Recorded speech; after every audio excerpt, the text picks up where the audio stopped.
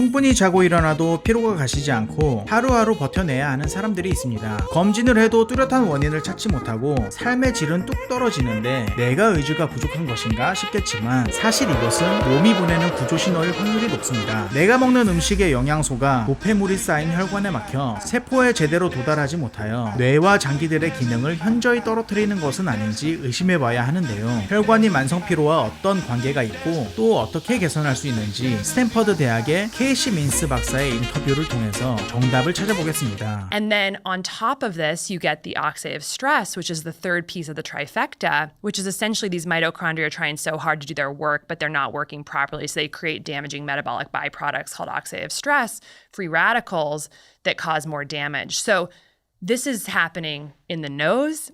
It's happening all over the American body because of our environment. 민스 박사의 말에 의하면 세포에 에너지가 공급되지 않는 것이 우리가 느끼는 피로감의 실체라고 합니다. 혈관을 이야기하다가 갑자기 대사에 관련된 영상을 보여드리니 당황되시죠? 근본적인 원인은 대사 기능을 좋게 만들어야 하지만 그 전에 혈관 청소를 먼저 해야 한다는 것인데요. 쉽게 설명해 드리면 우리 세포에는 세포마다 각각 미토콘드리아라는 발전기가 들어있습니다. 이 발전기는 우리가 먹은 음식을 연료 삼아 에너지를 만들어내는데 우리의 잘못된 습관들로 인하여 세포까지 연료를 나르는 도로 역할을 하는 혈관에 찌꺼기가 쌓여 연료 배달이 지연되는 것이죠. 도로가 정체되어 배송사고가 일어나는 것입니다. 에너지원이 되어야 할 영양소들이 제대로 세포에 도달하지 못하여 지방으로 축적되기도 하고 혈관벽에 달라붙어 혈관 찌꺼기가 되어 피가 끈적해지는데요. 통로가 막히면 발전기에 아무리 좋은 재료를 넣어도 소용없듯이 일단 통로가 되는 혈관을 청소하여 발전기를 다시 돌리고 대사 관리를 하여야 피로도 풀리고 살이 빠지는 것이죠. 혈관 청소는 발전기, 즉 미토콘드리아를 다시 돌리기 위한 준비 작업이라고 보시면 됩니다.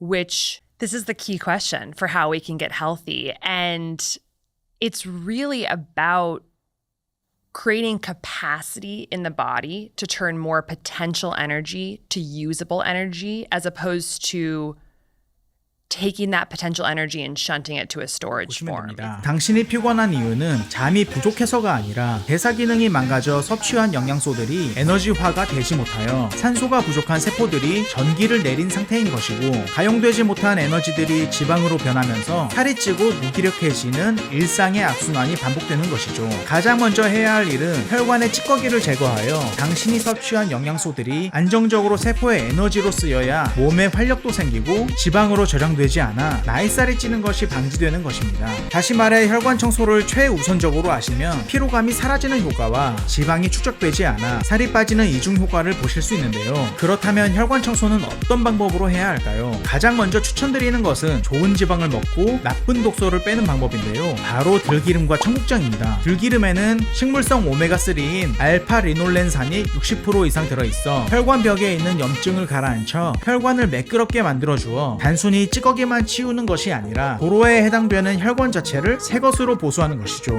망가진 혈관벽에 천연연고를 발라주어 재생시키고 혈류가 잘 흐르도록 도와주는 역할을 하는 것입니다. 여기서 주의할 점은 가급적이면 시장에서 직접 짠 1개월 이내에 신선한 들기름을 먹는 것이 좋습니다. 만일 신선한 들기름을 구하기 힘드신 분들은 많이 알려진 오메가3가 풍부한 고등어나 연어 등 생선류를 최소 주 1회 이상 섭취하는 것을 권장합니다. 그리고 청국장은 다소 생소하실 텐데요. 청국장은 단순히 찌개가 아니라 혈관의 석회화를 막아주는 슈퍼푸드입니다. 여기서 혈관의 석회화란 나이가 들어 대사가 망가지면 칼슘이 뼈로 가지 않고 혈관벽에 달라붙어 딱딱하게 굳어버리는 현상인데 청국장 같은 발효식품에 풍부하게 들어있는 비타민 K2가 이 칼슘을 떼어내어 원래 있어야 할 뼈로 보내고 혈관이 다시 부드러워지고 피를 맑게 만드는 역할을 합니다. 이에 대한 근거로는 로테르담 연구가 있는데요. 4,800명을 대상으로 10년간 추적 조사한 결과 비타민 K2를 충분히 섭취한 그룹이 그렇지 않은 그룹에 비해 혈관 석회화 위험이 50% 이상 낮았고 심혈관 질환으로 인한 사망률도 현저히 낮았다고 하네요. 청국장 외에 치즈도 역시 발효 음식으로 같은 효과를 보인다고 하니 청국장이 번거로우신 분들은 치즈로 대체하는 것도 좋습니다. 이제 음식으로 피를 맑게 하고 혈관을 깨끗이 씻었으면 그 피를 온몸 구석구석 돌게 해야 하는데요. 이 역할을 해줄 것이 바로 이번 영상의 하이라이트인 각탕법입니다. 우리가 흔히 알고 있는 족욕은 다리를 따뜻하게 하여 하여 혈액을 위로 올려주는 것인데, 각등법은 심장에서 가장 먼 손끝과 발끝 양쪽을 따뜻하게 하여